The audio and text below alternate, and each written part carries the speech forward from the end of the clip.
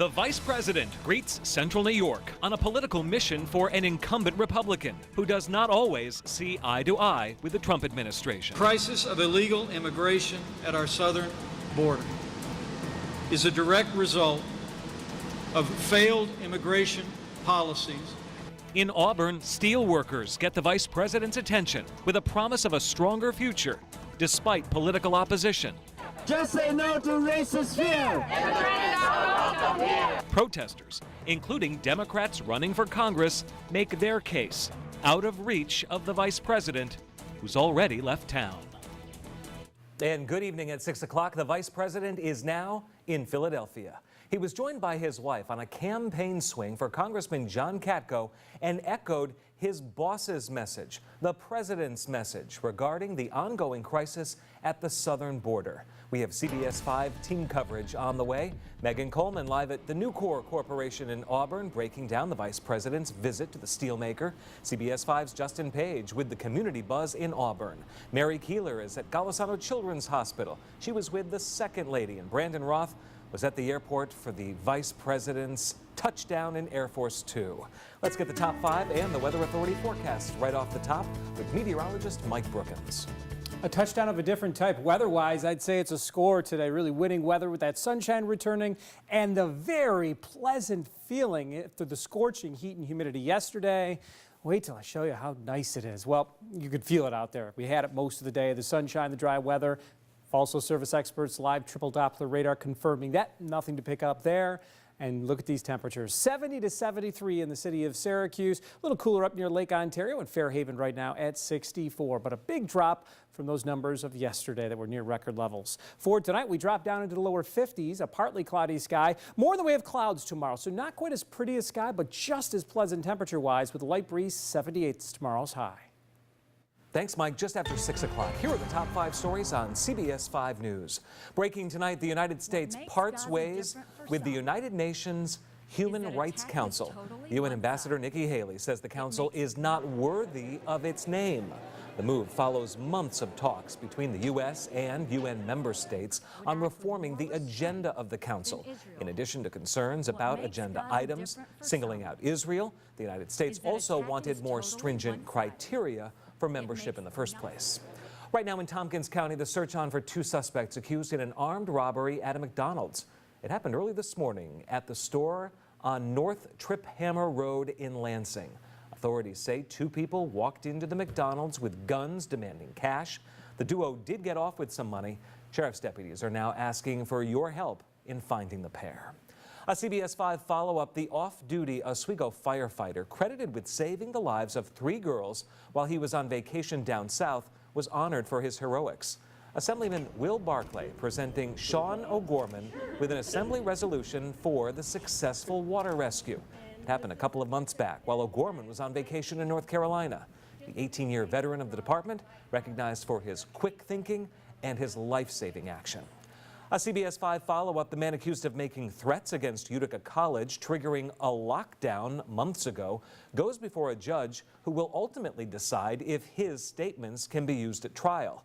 In court, 2 officers testified about their interviews with Farudin Omarovic after the threats were made. Authorities say after denying making threats, he did ultimately admit he was the one responsible. When asked why, he told the officers it was just a stupid prank. The Del Lago Resort and Casino in Seneca County is hosting an exhibit on 9/11. The Never Forget Mobile Memorial is a 1,000-square-foot showcase honoring those who died that day and those who tried to save lives. This morning, local first responders escorted the mobile exhibit to the casino. It'll open tomorrow and stay open through next Tuesday. The vice president and his wife are in Philadelphia tonight after spending about 4 hours here in central New York. CBS 5 was there for every step of the visit. And tonight we're learning more about how the vice president spent his time here. Let's get the facts first on CBS 5 News at 6. After landing at the airport just before noon, the vice president and the second lady made their way to the embassy suites near Destiny, USA. They were met with several hundred protesters lining Solar Street, trying to make their voices heard, sending a message saying, "We don't agree with you." Sending a message, okay, we don't agree with you and we will vote and we will do everything to really change the direction this country has been going in the last 2 years. As the protesters chanted outside the hotel, inside the private fundraiser, the vice president told the crowd he saw the protesters and they are part of what makes America great. That luncheon was booked at the Embassy Suites Hotel near Destiny back in March, but kept secret until just last week. The people who were there paid $1,000 each to attend. It was invitation only. At the luncheon, the vice president did not mention the southern border saga. He talked up Congressman John Katko's record, and those who were in the room noted the vice president was surprisingly funny. He stayed longer than most of them expected and left before the lunch was served to head to Auburn. And in Cayuga County, the vice president touring the Nucor steel factory. He was also met with protesters there as outrage grows over the Trump administration's decision to prosecute any adult who enters this country illegally. The vice president didn't shy away from addressing the hot topic, saying the crisis of illegal immigration is a direct result of decisions this country has made in the past. The president said today, we want to solve this problem. We don't want children taken away from their parents. The truth is, our weak immigration laws have had dire consequences. The main purpose of the vice president's visit at Nucor was to talk up the Republican tax law and its impact. He toured the Nucor Corporation. That's where he made a promise to keep American steel going for generations to come. Megan Coleman is with the Live Eye in Auburn to begin our coverage tonight. Well, Michael, good evening. A big day here at Nucor Steel in Auburn with the Vice President and Congressman John Katko paying this steel mill a visit. After spending the morning at that fundraiser for John Katko in the Syracuse area, the two made their way here to Auburn to tour the facility here and tout the tax reform plan that Vice President Pence says is helping businesses like Nucor Steel expand and compete in this global environment and the economy. Now, it was impossible, though, to ignore the big issue of the day, and that, as you mentioned, is the ongoing crisis unfolding at the southern border. Nucor Steel in the spotlight here today, though. It is the largest steel manufacturer in the country. Vice President Pence touring it today, touting the GOP tax cuts, saying they're helping families and businesses like Nucor, helping them compete, giving them the ability to grow, invest, and hire. And workers tell me they are noticing a difference. We've been extremely busy with our new finishing end over the past several months, not necessarily from things from the administration, but just overall demand and the growing need for steel, and then just the administration's support behind all that is only going to make things that much better across the industry. What's your reaction to the steel? And the vice president saying Nucor is a powerful example of America's recovery. As he says, we are seeing the economy booming, according to the vice president. Now, it was hard to get away from the big issue of the day, the national headline right now, and that's the crisis unfolding at the southern border.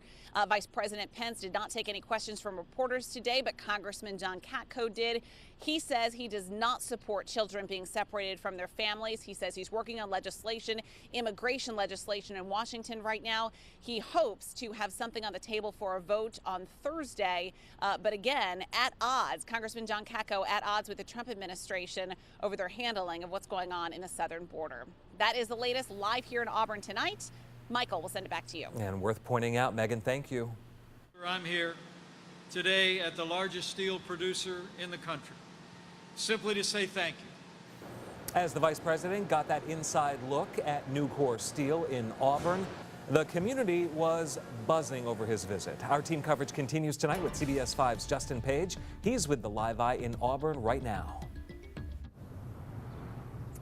Michael, it's a big day for history's hometown, as they call it. Auburn is no stranger to big political names. Once home to Harriet Tubman and James Seward, the city has also played host to the likes of President Barack Obama and Vice President Joe Biden. Of course, most recently now Vice President Mike Pence. Vice President Pence rolled into Auburn here at around 2 o'clock this afternoon to take that tour of the Nucor steel plant. It's located just about a mile from downtown Auburn. People, both in support and in opposition, made their way to the facility this afternoon.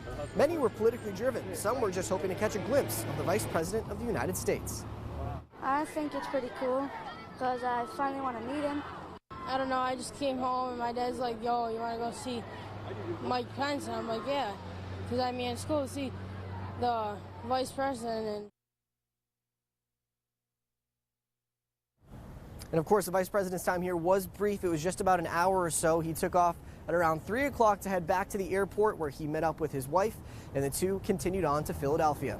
Reporting live in downtown Auburn, I'm Justin Page. Which is where they are as we speak. Justin, thank you. During the vice president's visit, Congressman John Katko faced criticism for supporting some Trump administration policies. In Auburn, CBS 5 caught up with Congressman Katko, who says he always puts his constituents first. This is a fundraiser day for my constituents. I mean, everybody's doing it, so the bottom line is it hasn't affected me in the past. It's clear it hasn't, because I wouldn't have been one of those bipartisan members of Congress, and it's not going to affect me going forward. I do what I think is right for my constituents, and I always will. The campaign dollars raised for the Katko campaign will add to his already ample war chest. More than 5 months out before the general election, Katko has far more money in the bank right now than either potential Democrat opponent. We dug deeper into the federal campaign records to see if having more money means certain victory. Here's Matt Mulcahy. John Katko quit his job as a federal prosecutor in 2014 with no money in a campaign account. He was challenging incumbent Democrat Dan Maffei, who was trying to win his third term in office. By November, Maffei had spent more than $2.7 million. The political newcomer spent just over $1 million, but also benefited from ads paid for by third-party groups. He won by a wide margin. The next campaign, the tables had turned. The power of incumbency helped John Katko spend more than $2.4 million. His opponent that year was Democrat Colleen Deacon. She had enough support to spend nearly $1.5 million. Congressman Katko handily won that second term. For 2018, the Republican again has a major head start on fundraising over two Democrats who will face off in a primary next week. Katko has $1.3 million on hand. Dana Balter, just over $100,000. And Juanita Perez-Williams just over $56,000. Whichever Democrat comes out ahead next week will have to immediately start raising money. The vice president's visit and the Katko fundraiser came just as Democrats prepare to make that choice on who will win the party's designation to challenge Katko in November. Both Dana Balter and Juanita Perez-Williams came out for today's protest outside the embassy suites. The forecast is next, and the vice president wasn't the only one with an agenda. CBS 5 is there with the second lady for her time at the Golisano Children's Hospital. You're watching CBS 5 News at 6.